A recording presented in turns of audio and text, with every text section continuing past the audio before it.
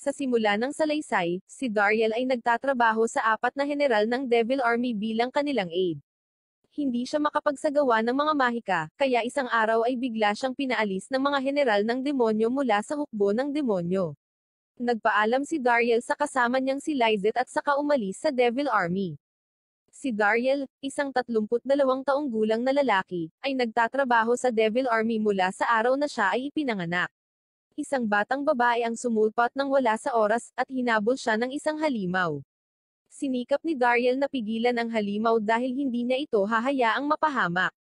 Sa kasamaang palad ay hindi napigilan ni Dariel ang hayop dahil sa kanyang gutom. Nakita ni Dariel ang isang punyal at sinamantala ang pagkakataong saksakin ang nilalang habang siya ay nasa lupa pa rin. Sa gayon ay natalo ni Dariel ang halimaw, at ipinahayag ni Malika ang kanyang pasasalamat sa kanya. Tinangka ng dalaga na pigilan si Dariel sa pag-alis dahil gusto nitong maghanda ng tanghalian para sa kanya. Pagkatapos ay dinala siya ni Malika sa kanyang tahanan at iniharap sa kanya ang kanyang mga magulang. Sa sandaling magkakilala sina Malika at Dariel, natakot si Dariel dahil siya ay nasa isang nayo ng mga tao, na talagang lupain ng kanyang kaaway. Kaya, nagpanggap siyang tinanggal sa isang regular na korporasyon habang itinatago ang kanyang oras na ginugol sa Devil Army. Nalungkot si Malika matapos itong marinig dahil naniniwala siyang hindi patas na palayain ng isang tulad ni Dariel. Kinabukasan, nalaman ni Dariel na ang ama ni Malika, na guildmaster sa Locks Village, ay nagnanais na sanayin ang kanyang anak na babae na maging isang explorer. Pagkatapos ay nakakuha si Dariel ng isang adventurous na pack na nagbigay sa kanya ng karagdagang mga kakayahan. Si Dariel ay lubos na naguguluhan noong the pack ay nilikha dahil siya ay palaging naniniwala sa kanyang sarili na isang demonyo at hindi matanggap ang katotohanan na siya ay isang tao sa lahat ng panahon. Pagkatapos ay natutunan ni Dariel kung paano gamitin ang kanyang Aura's Explorer kakayahan.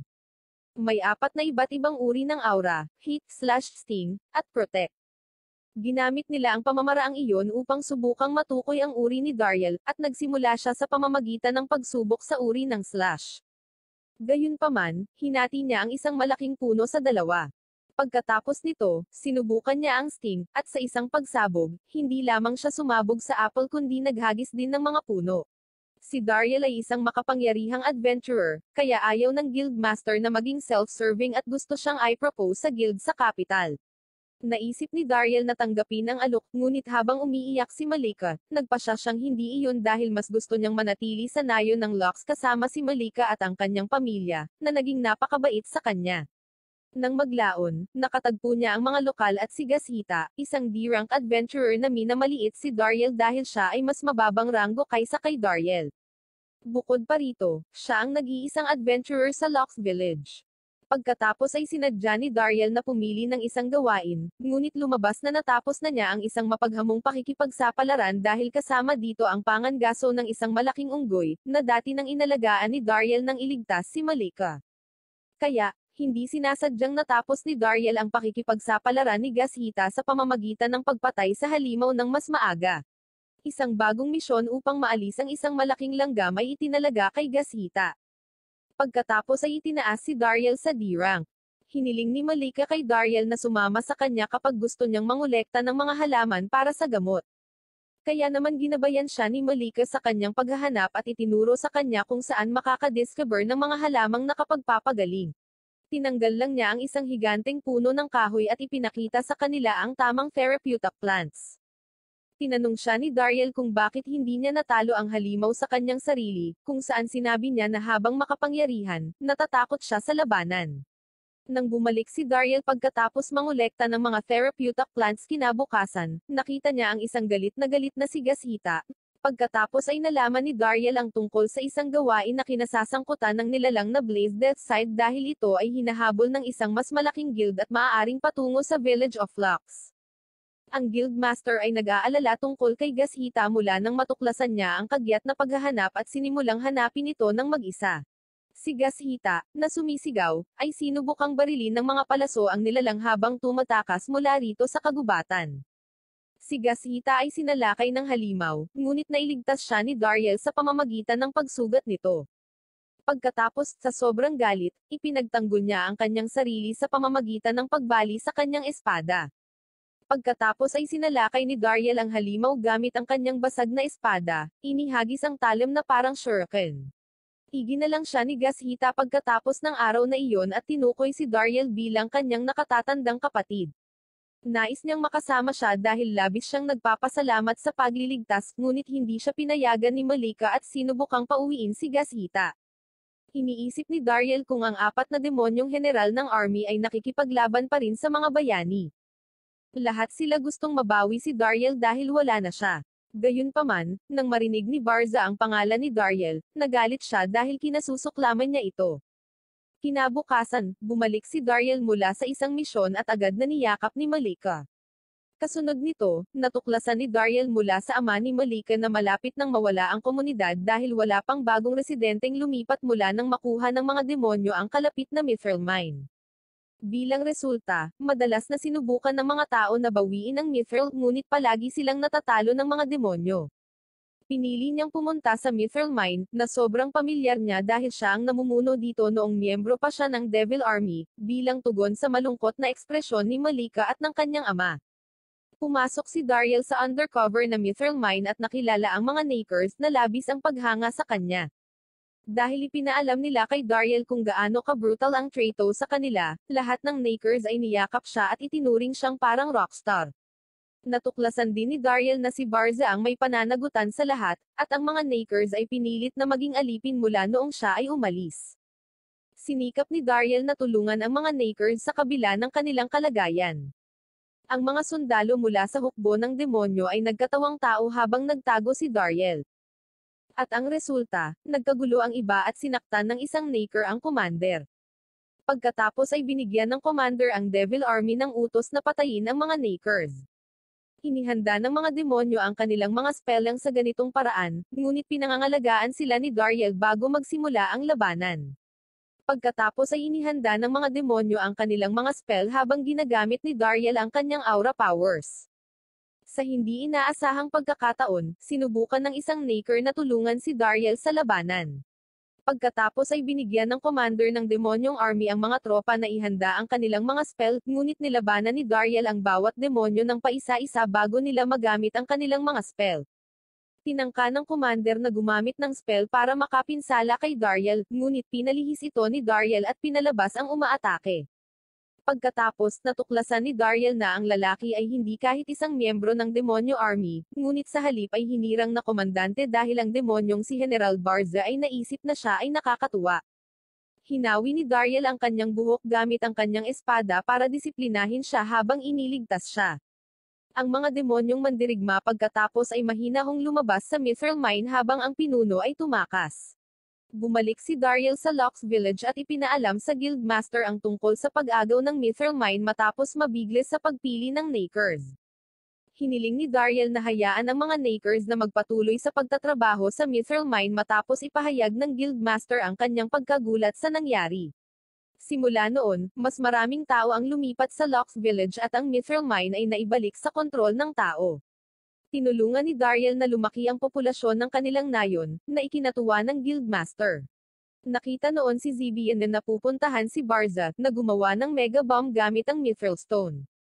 Ipinaalam sa kanya ni Zibian na pagmamay-ari na ngayon ng mga tao ang Mithril Mine, na pumipigil sa kanya sa paggamit ng maraming Mithril na mina para mas produce ang kanyang bomb.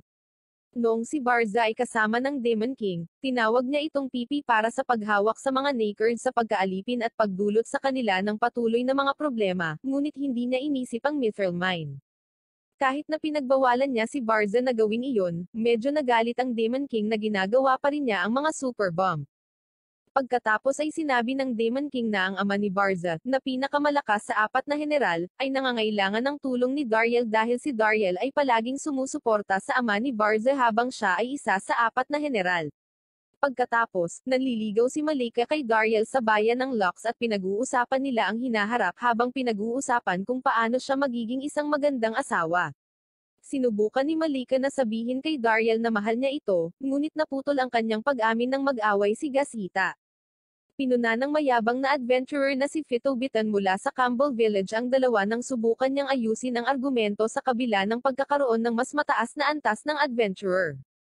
Ipinagyayabang ni Gashita kung paano natalo ni Dariel ang Monster Death Side na nagpagalit kay Fitobitan dahil pinupuri ng lahat si Dariel. Si Best Fred, isang miyembro ng Center Guild, ay lumapit kay Dariel. Sa Mithril Mines, nagkakaroon siya ng mga isyo sa mga Nakers dahil kay Dariel lang sila makikipag-usap. Nagpunta sila sa Nakers bilang isang resulta, at tiniyak ni Dariel sa kanila na mapagkakatiwalaan nila si Best Fred. Pagkatapos ay nagsagawa ng mahika ang Devil Army, na naging sanhi ng isang boses na naganap. Hinanap ni Dariel ang pinanggalingan ng boses. Gumamit si Lyzet ng water magic para itaboy ang mga kalaban nang matuklasan ni Dariel ang mga demonyo. Gayunpaman, sa sandaling nakilala ng kanyang kaibigan na si Lyzet si Dariel bilang kanyang kaibigan, sinira niya ang kanyang pagkaakit at binigyan si Dariel ng isang yakap na oso. Malugod niya itong tinanggap ng buong kagalakan. Pagkatapos ay ipinahayag ni Dariel sa kanyang kasamang si Lyzet na siya ay tao, at binalaan siya ni Lyzet na ang demonyong army ay magdurusin ng labis kung wala si Dariel. Ang isa sa apat na general, si Deria, ay nais na bumalik kay Dariel dahil palagi niyang hinahabol ito, kaya hiniling siya ni Lyzet na muling sumali sa hukbo ng demonyo. Gayunpaman, tinanggihan ni Dariel ang alok dahil natuklasan niya ang mga individual na mahalaga sa kanya. Pagkatapos ay nag-effort si Lyzet na pilitin si Dariel na bumalik dahil nawawala ang kanyang pinakamalapit na kaibigan sa trabaho. Tinanggihan ni Dariel ang pag-atake at pagkatapos ay iminungkahi na bumili siya ng mithril mula sa mga tao upang maalis ang isyo sa mga demonyo at magpatuloy sa pakikipagtulungan kay Dariel. Nang maglaon ay nakipagkita sila kay Best Fred na inaprubahan ang plano dahil hindi magkakaroon ng labanan at ang mga demonyo ay magbabayad ng 4 na beses sa presyo ng merkado para sa Mithril Rock.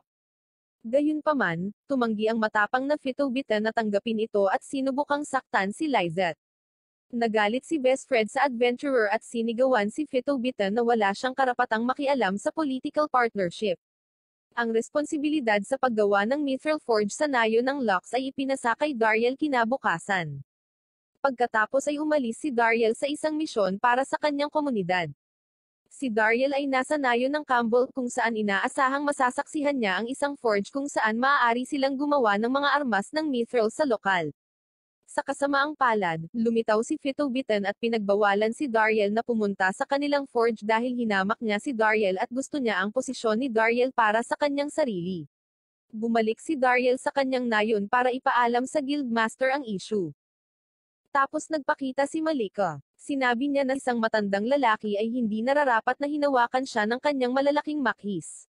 Hindi niya naintindihan ang dahilan ng kaguluhan ni Malika. Biglang naramdaman ng matandang lalaki na hawakan ang mga kamay ni Dariel dahil masasabi niyang pinakamalakas ang aura ni Dariel sa lahat ng 4 na klase. Si Esmat, ang Mithril Smith Master, ang pagpapakilala ng lalaki, at masaya siyang nakilala ang isang tulad ni Dariel. Ang grupo ay nakitang nagtitipon sa guild house bagaman hindi kumbinsido si Malika na ang lalaki ay isang kilalang panday. Nangako si Esmat na aayusin ang isyo ng banggitin ni Dariel ang isyo ng Fitobitan.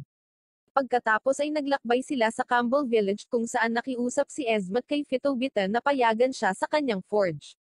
Nagtagumpay si Esmat na makakuha ng permiso na magpanday ng mithril sa kanilang nayon sa pamamagitan ng pagsusumamo hanggang sa sumuko si Fitobitan. Natuklasan ni Dariel kung ano ang hitsura ng Mithril Forge at ang Mithril na iyon ay napakahirap ay proseso sa ganitong paraan. Pagkatapos ay ipinakita ni Esmat ang kanyang mga talento sa pamamagitan ng paggawa ng sandata para makita ng lahat. Kaya gumawa siya ng walang kapintasang Mithril Sword at iniharap kay Dariel. May access si Dariel sa Mithril Sword para sa pagsubok. Itinutok ni Dariel ang kanyang aura sa blade ng Mithril bilang isang resulta, at gamit ang sandata na iyon, mabilis at walang kahirap-hirap niyang pinutol ang isang napakalaking puno. Nakilala ni Fitobitan ang kakayahan ni Esmat nang putulin ni Dariel ang puno. Pagkatapos ay hiniling ni Esmat kay Dariel ang kanyang espada habang papunta sa Lux Village at ipinaalam kay Dariel na hindi bagay sa kanya ang armas. Ibinunyag niya kay Dariel ang kanyang hangarin na lumikha ng pinakadakilang sandata ng Mithril sa mundo at ang pagpili niya kay Dariel na maging nilalayong gumagamit nito. Nakasalubong ni Dariel si Fitobitan habang naglalakbay para bumili ng alak. Ipinaalam ni Fitobitan kay Dariel na ang Center Guild ay mga manloloko dahil kahit na kontrolado ni Dariel ang Mithril Mine, karamihan sa mga propeta ay nagpunta doon. Binigyan si Dariel ng opsyon na makipagsanib puwersa kay Campbell at labanan ang gitnang guild. Dahil sa kanyang katapatan at kawalan ng kakayahang patawarin si Fito Biton sa pagiging malupit sa kanyang mga kasama, tinanggihan ni Dariel ang kanyang alok. Dahil dito, hinagisan siya ni Fito Biton ng gauntlet, hindi niya alam na hinahamon niya si Dariel sa isang labanan. Kinuha ni Dariel ang gauntlet at ibinigay ito kay Fito Biton bilang kinahinatnan. Nalaman tuloy ni Dariel na pumayag siya sa isang hamon ng tunggalian. Natuklasan din niya na katanggap-tanggap ang pagpatay sa kalaban sa isang tunggalian. Nagsimula ang labanan sa pagitan ni Dariel at Fito Biton kinabukasan. Ipinagmamalaki ni Fito Biton ang kanyang sandata ng mithril. Hindi pinansin ni Dariel ang mga pang-aasar ni Fito Biton at itinuon na lamang ang kanyang aura sa kanyang mithril blade habang nakangisi dito. Pagkatapos ay nagsimulang mang-atake si Dariel, at patuloy siyang minamaliit ni Fito Biton. Nakipag-away ang dalawa, at ginamit ni Dariel ang kanyang aura para baguhin ang anyo ng mithril sword. Ang mga sandata ng mithril ni Fito Biton ay nawasak matapos matagumpay na nilabanan ni Dariel ang lahat ng mga welga ni Fito Biton. Binuksan ni Fito Biton ang isa pang mahabang espada matapos wasakin ni Dariel ang lahat ng kanyang sandata. Pagkatapos ay mabilis siyang tumakbo patungo kay Dariel, na gumamit ng latigo para ipadala siya. Nanalo si Dariel sa labanan sa pamamagitan ng paghagis kay Fito Biton sa isang tahanan. Dumating si best friend kinabukasan at nagpahayag ng panghihinayang kay Dariel. Nangako siya kay Dariel na parurusahan niya si Fito Biton at ang kanyang mga tao sa kanilang kalokohan. Pagkatapos ay lumitaw ang Barza at Grand Bazaar sa aming mga mata. Ang Grand Bazaar ay gumagawa ng isang malaking fireball habang hinihintay niya ang kanyang anak. Tinanong niya si Barza tungkol kay Dariel sa kanilang hapunan dahil gusto nitong kumain kasama siya. Nagsinungaling sa kanya ang kanyang anak at sinabing maayos ang pakikitungo niya kay Dariel. Bigla siyang inatake ni Grand Bazaar matapos malaman mula sa mga tropa ng demonyo na si Dariel ay hindi na miyembro ng demonyong army. Pagkatapos noon, tinanong ni Grand Bazaar kung bakit pinatalsik niya at ng iba pang general ang kanyang pinakamamahal na Dariel mula sa hukbo ng mga demonyo. Bukod pa rito, gusto niyang pakiusapan ng kanyang anak na bumalik si Dariel. Kaya naman nagalit si Barza at sinabing magtatagumpay siya kahit wala si Dariel. Pagkatapos ay lumabas siya ng castle ng kanyang ama. Magdamag na magkasama sina Malika at Dariel, at nag-effort ang nanay ni Dariel na gisingin siya para malaman niyang nagsasaya sila. Pagkaraan ay nawala ng balanse si Dariel sa hagdan dahil sa pagod sa gabi nila ni Malika. Nag-aalala si Dariel na pinagmamasdan ng mga magulang ni Malika ang kanilang koneksyon habang kumakain sila ng almusal. Nalaman ni Dariel na alam na ng nanay ni Malika ang koneksyon nila ni Malika nang lapitan siya nito nang tumulong ito sa pagsasabit ng mga damit. Muling lumitaw ang ama ni Malika. Naniniwala si Dariel na alam na niya ang kanilang koneksyon. Nagdesisyon si Dariel na lumapit sa kanya para sa approval bago pakasalan si Malika. Nagulat ang ama ni Malika, agad silang pinahintulutan.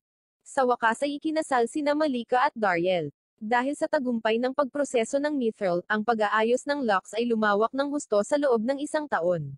Sabik na batiin ni Malika si Dariel nang bumalik siya sa nayon kasama ang kanyang anak. Ang kanyang anak ay binigyan ng pangalang Gran bilang parangal sa ama na nagpalaki at nag-aalaga kay Dariel noong nakaraan. Pagkatapos noon, pinuntahan ni Gashita si Dariel at ipinaalam sa kanya na malapit nang dumating ang mga bayani sa nayon. Nataranta si Dariel nang ipakita doon ang party ng mga bayani dahil dalaga ang kasalukuyang bida. Lady ang pangalan ng bagong bida, at may kasama siyang 2 tao. Pagkatapos ay ipinaalam ni Lady kay Dariel na ang veteranong bayani ay nagretiro na at pinalitan na niya. Ang partido ng mga bayani ay nagnanais ng isang mithril na sandata na nilikha sa bayan ng Lux, na tuklasan ni Dariel ng maglaon. Si Lady ay tinanggap ni Malika nang makarating sila sa guildhouse, at nalaman ni Dariel na may gusto si Lady sa mga bata bilang resulta.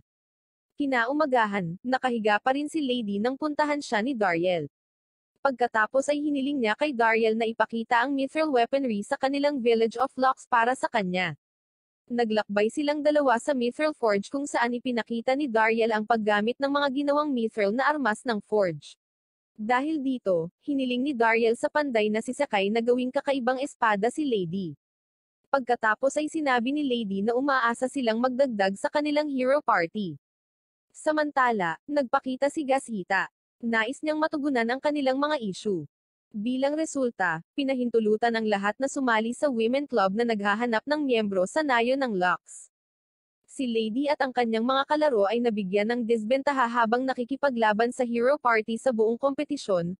Pagkatapos, ang bawat kalaban ay nagsikap na mapili bilang ikaapat na kalahok, ngunit lahat sila ay mabilis na natalo. Biglang naglunsad ng palaso si Gashita patungo kay Lady. Habang kinukumbinsi ni Gashita si Lady na seryosohin ang mga bagay, nagtago siya sa isang puno. Gamit ang isang mansanas, hinikayat ni Dariel si Lady na salakayin si Gashita ng buong lakas. Ikinalungkot ni Gashita ang kanyang pagkatalo at pagkadiskwalifikasyon sa paligsahan. Pinasigla siya ni Dariel sa pamamagitan ng pagturo sa kanya kung gaano siya naging malakas noong nakaraang taon. Pagkatapos nito, hinamon ni Lady si Dariel sa isang labanan matapos makita ang kanyang makapangyarihang aura. Napilitan si Dariel na labanan si Lady dahil wala na siyang ibang pagpipilian. Pinahanga ni Dariel si Lady, na gustong gamitin ang lahat ng kanyang lakas. Inasahan ni Dariel ang pag-atake at ginamit ang parehong maniobra upang gumanti. Namangha si Lady sa hindi kapani-paniwalang kapangyarihan ni Dariel at namangha rito. Dahan-daang tinanggihan ni Dariel ang kanyang imbitasyon na sumali sa kanyang kumpanya dahil kailangan niyang pakainin ang kanyang sanggol. Kinabukasan, hinabol siya ni Lady sa pagsisikap na hikayatin siya kung hindi man. Una niyang nakita itong pinasisigla ang nalulumbay na panday na si Sakai. Pagkatapos nito, nakita ni Lady kung gaano karaming mga taga-nayon ang tinulungan ni Dariel habang nagtatrabaho siya kasama ang kanyang biyenan sa paglilinis ng guildhouse. Sa wakas ay napagtanto niya kung bakit hindi maaaring sumali si Dariel sa kanyang pangkat ng mga bayani, ngunit nagpatuloy siya sa kabila nito. Pagkatapos, dahil mas malakas ang strike niya kaysa sa kanya, tinanong ni Lady si Dariel kung paano niya magagamit ang parehong diskarte. Ang tanong ay itinanong dahil si Ransel, ang dating bayani, ay ang tanging nakapagperpekto sa kasanayang ito. Ipinaalam niya sa kanya na ang Emperor Skyrand Assault ay hindi isang tipikal na taktika na maaaring gamitin ng sinuman. Pagkatapos ay inatake siya ni Lady bilang kinahinatnan. Ginawa niya ito dahil gusto niyang malaman niya na mayroon siyang lakas na dapat gamitin sa pakikipaglaban sa masasamang demonyo. Pagkatapos ay sinubukan ni Dariel na baguhin ang kanyang opinyon sa pamamagitan ng pagtitiyak sa kanya na ang mga demonyo ay hindi mga malisyosong nilalang at ipinagtatanggol lang nila ang kanilang sarili laban sa mga tao upang iligtas ang kanilang pamilya.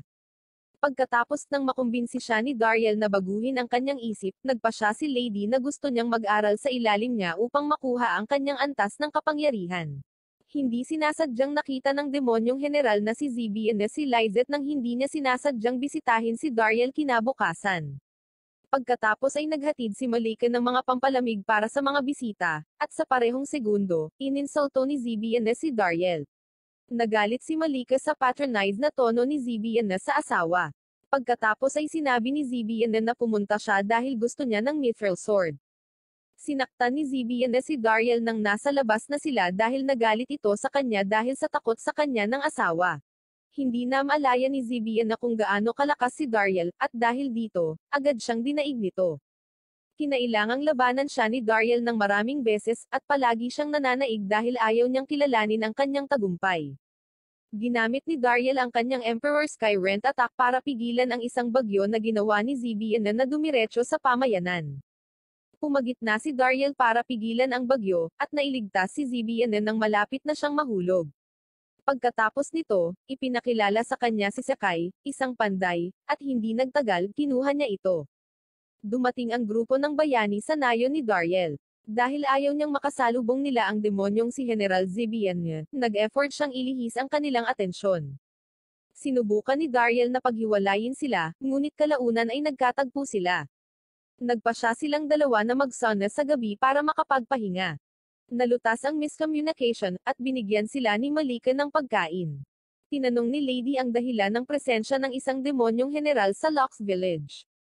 Pagkatapos ay isiniwalat ni Dariel ang kanyang sikreto, na lumaki siya sa mga demonyo bilang isang tao. Lahat maliban kay Malika ay nagulat dahil naibunyag na ni Dariel ang sikreto sa kanya bago ang kanilang kasal. Ang pagiging tao ni Dariel ay hindi nakagambala kay Zebie, ngunit hindi nito nalutas ang isyo sa pagitan ni Zebie at Lady. Nagkasundo ang dalawa na makipagtunggali sa susunod na araw. Iginiit ni Dariel na hindi dapat patayin ng nanalo ang natalo. Nang dumating ang mga kaibigan ni na Lady at Dariel kinabukasan upang makita ang alitan ng dalawang babae, pareho silang pantay noong nakipag-away sila. Naghanda ng depensa si Lady laban kay Zibian na habang nagpakawala siya ng malakas na wind spell. Sa sandaling nagsagupaan ang dalawang pag-atake, nagising ang natutulog na Gran.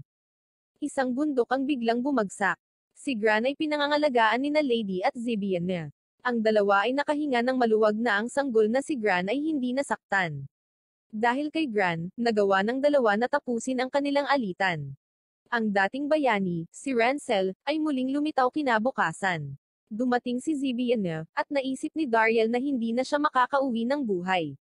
Nagawa pa ni Rancel na makaligtas sa welga ni Grand Bazaar, ipinaalam niya sa kanya.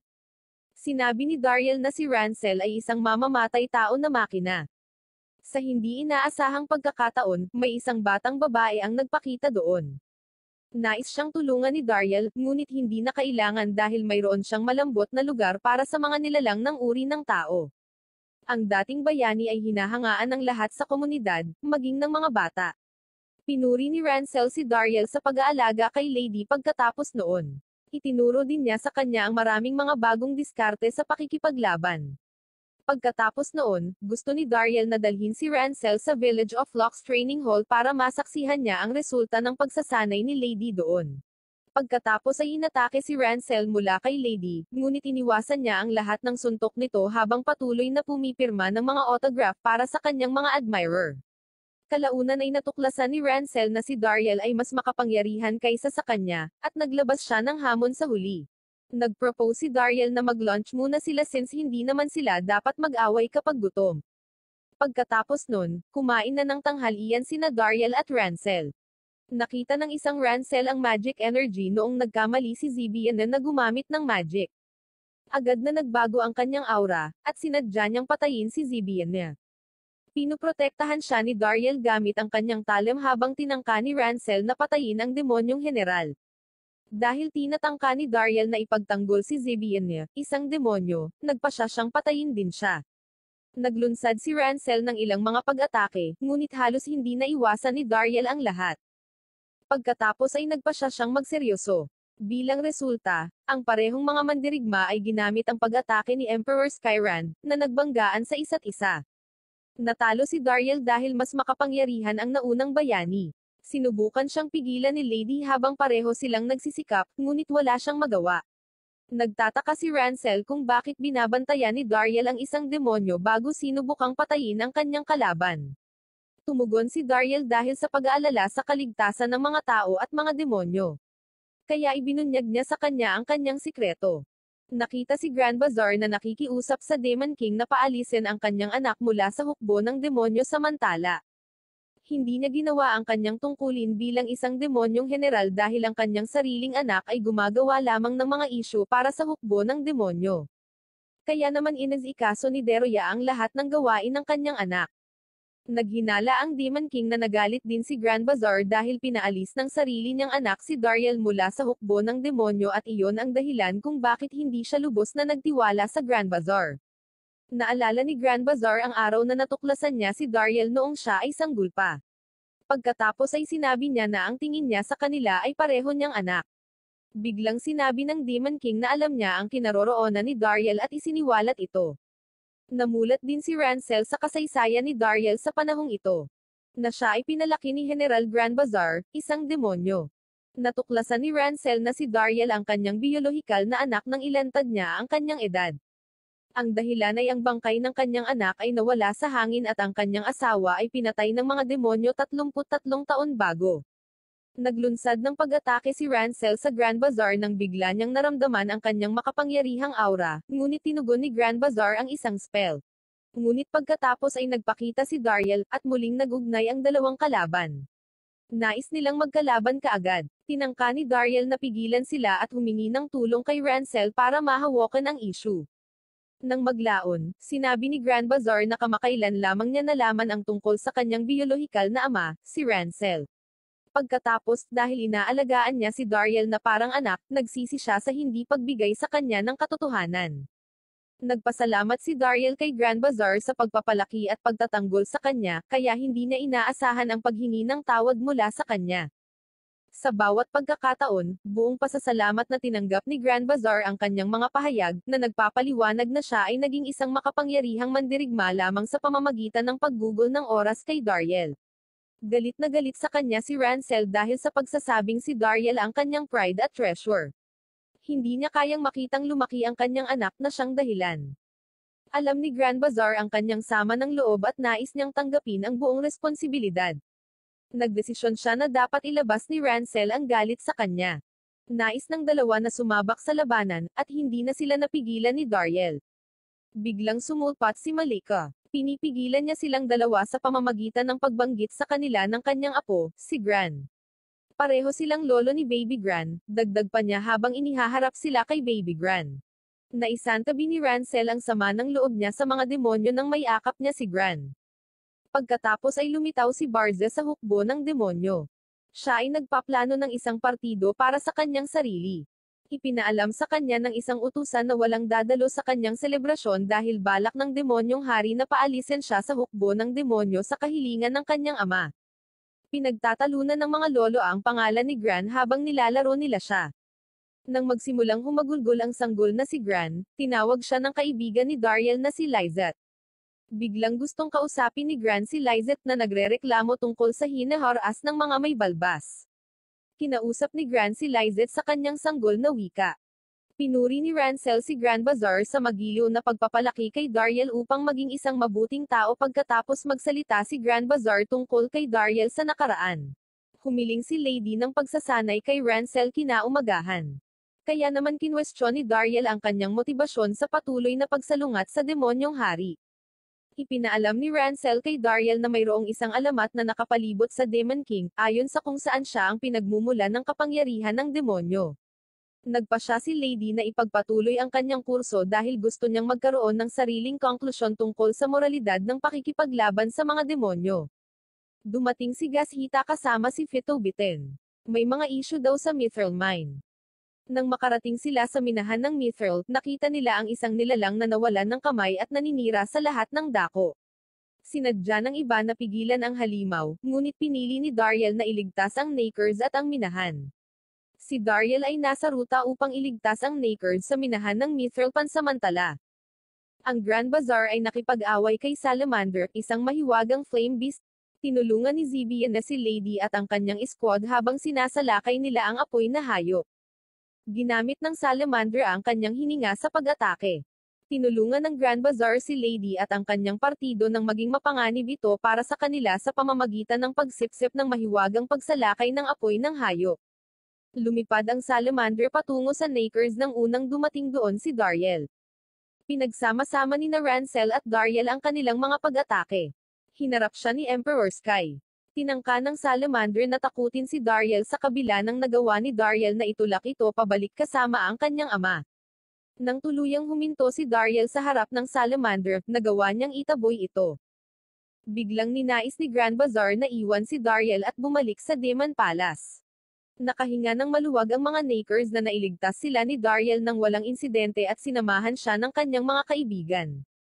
Nang mabangga ni Grand Bazaar ang kanyang anak, tinanong niya kung siya ay nasa tagong silid ng Demon Palace. Bilang resulta ng pag-amin ni Barza na siya ay nasa nakatagong silid, nalaman ni Zibian na ang lokasyon ng silid ng Demon Castle na naglalaman ng iba't ibang mga ilegal na spell. Nababahala si Grand Bazaar na malagay sa gulo ang kanyang anak sa kabila ng katotohanan na, hindi tulad ni Dariel, mayroon siyang maraming kasanayan bilang isang kabataan. Dahil naiingit ang kanyang ama kay Dariel, nagalit si Barza sa kanya. Pagkatapos, sa pagsisikap na disiplinahin ang kanyang anak, inatake siya ni Grand Bazaar. Kasama ni Dariel ang mga Nakers na naghahanap ng nawawalang individual sa minahan ng Mithril nang tawagan ni Barza ang Salamander at papunta na siya upang patayin siya. Si Gigan Tamaki, isang higanti mula sa Earth, ay lumitaw. Binalaan ng higanteng Earth si Dariel na ang Salamander ay kinokontrol ng isang tao, ngunit nais ni Dariel na tumakas matapos malaman na ang Salamander ay isang kaibigan niya. Binalak ni Dariel na ipakita sa kanya ang Mithril Sword niya nang sumunod na sila. Dahil dito, nabigla si Gigan Tamaki sa napakagandang talim ni Dariel. Pinalaya niya si Dariel mula sa mga paghihigpit ng kanyang Mithril Blade na nagbigay sa kanya ng tulong mula sa higanteng Earth. Sa hindi inaasahang pagkakataon, nakipag-ugnayan sa kanya si Grand Bazaar at ipinaalam na si Barza ay naglalakbay kasama ang Salamandro. Pagkatapos nito, bumalik si Dariel sa kanyang nayon at tinulungang umalis ang mga naninirahan. Nang magpakita si Barza doon, nagdulot siya ng makapangyarihang spell na nagresulta sa isang napakalaking bowl ang apoy. Napagtanto kaagad ni Ransel na kabisado niya ang pinakamakapangyarihang kasanayan ng kanyang ama. Pagkatapos ay binanggit ni Barza ang kanyang kababaan, na sinabi niyang umunlad mula pa noong pagkabata, at inakusahan niya si Dariel bilang ugat ng kanyang kalungkutan. Tinulungan ni Zibian na si Dariel habang ginagamit niya ang kanyang sandata na mithril para labanan ang Salamandro. Nagsimulang maglaban ang dalawa, at ginamit ni Barza ang kanyang bagong natuklasang lakas para patumbahin si Dariel. Nagtagumpay si Barza kay Dariel nang magkaroon siya ng pagkakataong gawin ito sa pamamagitan ng paggamit ng isang malakas na strike. Pagkatapos nito, ipinaalam ni Barza kay Dariel ang tungkol sa ekspedisyon ng pagsasanay kung saan nakuha niya ang mahiwagang apoy na hayop. Bigla siyang pinuri ni Dariel, alam niya kung gaano katalino at kasipagan si Barza noon pa man. Nagalit si Barza sa kabaitan ni Dariel at hinaanggad niyang ipapatay si Dariel. Pagkatapos ay ginamit ni Dariel ang kanyang Emperor's Chiron upang talunin si Barza matapos maalala na naghihintay sa kanya ang kanyang mga mahal sa buhay. Dahil dito, nagalit si Barza at ipinakita ang kanyang trompeta nang masulok siya ni Dariel. Sinadya niyang gamitin ang kanyang bagong lakas para tuluyang maalis si Dariel. Habang lumalakas ang depensa ng mga bayani, nagpakawala si Gasita ng malakas na welga sa Salamandro. Kaya, upang talunin ang mahiwagang apoy na hayop, ang sangkatauhan at mga demonyo ay nagsanib puwersa. Tinulungan ni Grand Bazaar si Ransel sa kanyang pagsalakay sa pamamagitan ng paggamit ng malalakas na atake ng apoy. Pagkatapos ay lumitaw si Barza sa kanyang binagong anyo. Pagkatapos ay naglunsad ng pag-atake kay Dariel. Pagkatapos ay sinubukan ni Dariel na protektahan ang kanyang sarili bago ideklara ang kanyang ayaw na makisali sa labanan. Ayaw makinig sa kanya ni Barza, kaya inatake niya si Dariel sa pinakamalakas niyang galaw. Ginamit ni Dariel ang lahat ng kanyang kakayahan upang gumawa ng isang malakas na pag-atake gamit ang kanyang mithril na sandata dahil alam niya ang banta ng kanyang pag-atake. Pagkatapos ay sinaktan ni Dariel si Barza, ngunit nagawa niyang itaboy ang malakas na suntok. Hindi maintindihan ni Dariel kung paano nagbago ang ipinagbabawal na mahika ni Barza. Si Dariel ay nagpumiglas ng husto upang mabuhay habang siya ay napapailalim sa malalakas na pag-atake. Tinangka ni Dariel na kausapin si Barza nang mapaligiran siya at pinayuhan itong huwag nang guluhin pa ang kanilang ama. Pagkatapos, naalala ni Dariel ang mga magagandang alaala ni Barza noong bata pa siya kasama ang kanyang pamilya. Naunawaan ni Dariel na ipinapahayag niya ang emosyon ni Barza nang maobserbahan niya kung paano unang nakilala ni Barza si Dariel. Sinusubukan ni Barza na bumuo ng isang koneksyon sa kanyang ama. Sinikap ni Dariel na ipahayag ang kanyang sariling damdamin dahil hindi siya makapaniwala na hindi niya napagtanto ang kanyang kalungkutan. Nagpahayag siya ng panghihinayang kay Barza dahil hindi niya maintindihan ang kanyang pangungulila kanina. Nagtagumpay si Dariel na ipaalam sa kanya kung ano ang nararamdaman niya dahil hindi siya sigurado kung kabilang siya sa pamilya. Napangiti na lang si Dariel dahil sinusubukan niyang huwag abalahin ang kanilang pamilya, gaya ng natuklasan ni Barza. Sinira ni Barza ang sarili niyang pagkakabighani at nakaramdam ng pagnanais na patawarin si Dariel. Nakita ni Grand Bazaar ang kanyang anak na sumuwi sa forbidden spell nang bigla siyang nawalan ng kontrol sa Salamandro. Sumanib si Barza sa Salamandro upang makontrol ito dahil gusto niyang iligtas ang lahat. Gayunpaman, pinigilan ng Grand Bazaar ang Salamander sa mga landas nito, na pinipigilan siyang mag-alay ng kanyang buhay upang iligtas silang lahat. Nagawa ni Dariel na salakayin at talunin ang Enchanted Fire Beast. Nang maramdaman ni Barza ang pagmamahal sa kanya ng kanyang ama, humingi ito ng tawad sa kanya. Ang Demon King at si Barza ay maaaring makita sa palasyo. Binigyan siya ng opsyon na magsimulang muli bilang isang demonyong general o tumanggap ng hatol ng walang hanggang kapahamakan sa impyerno. Nagpa siya si Barza na pumunta sa impyerno upang mabayaran ang kanyang mga maling gawain. Siya ay, gayunpaman, nakapasa sa pagsusulit ng Demon King dahil siya ay may napiling isa. Si Barza ay pinatalsik mula sa Demon Army at ipinatapon mula sa sakop ng Demon King nang pinili ng Demon King na huwag siyang isumpa sa impyerno. Sa kabila ng pagtanggap sa bahay ni Dariel kasama ang kanyang ama, Pagkatapos, nakita natin si Lady na nagpapaalam kay Barza na marami siyang nasugatan, na sinagot ni Barza sa pamamagitan ng paghingi ng tawad. Biglang nagising si Gran, ang anak ni Dariel. Pagkakita pa lang niya kay Barza ay gusto na niya itong yakapin. Tuwang-tuwa si Gran na makilala si Barza at malaman na anak siya ni Dariel.